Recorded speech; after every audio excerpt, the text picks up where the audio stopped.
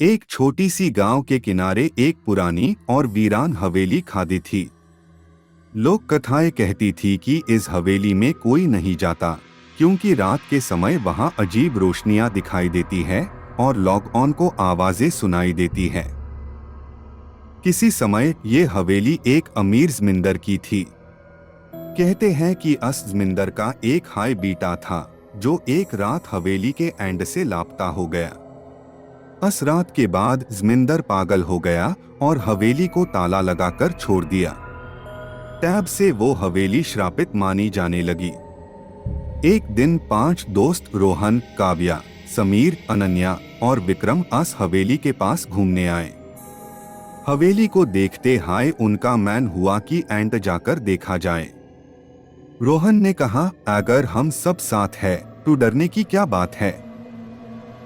हवेली के अंदर हर एक कोने से सदी हुई लकड़ी और पुराने कपड़ों की स्मेल आ रही थी।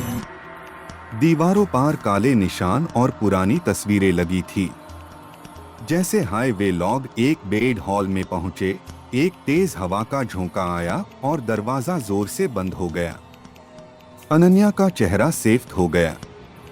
ये क्या था, उसने कांपते हुए कहा। तभी एक हल्की सी हंसी की आवाज आई। सबने एक दूसरे को देखा, लेकिन आवाज कहां से आ रही थी समझ नहीं आया।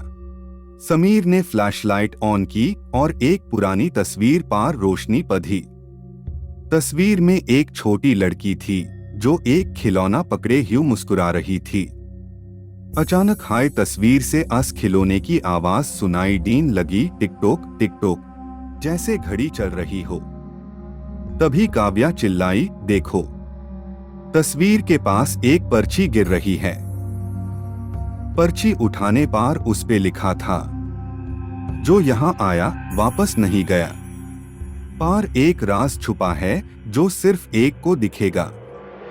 इसे पहले वे समझ पेट, एक तेज रोशनी छाई और सब लोग बेहोश हो गए। जब सबको होश आया वे हवेली के बाहर लेकिन विक्रम लापता था। उसका कोई पता नहीं चला। तब से लोग कहते हैं कि अगर कोई अस हवेली के पास जाए तो विक्रम के चीखने की आवाज आज भी सुनाई देती है। क्या आप अस हवेली में जाने की हिम्मत रखेंगे?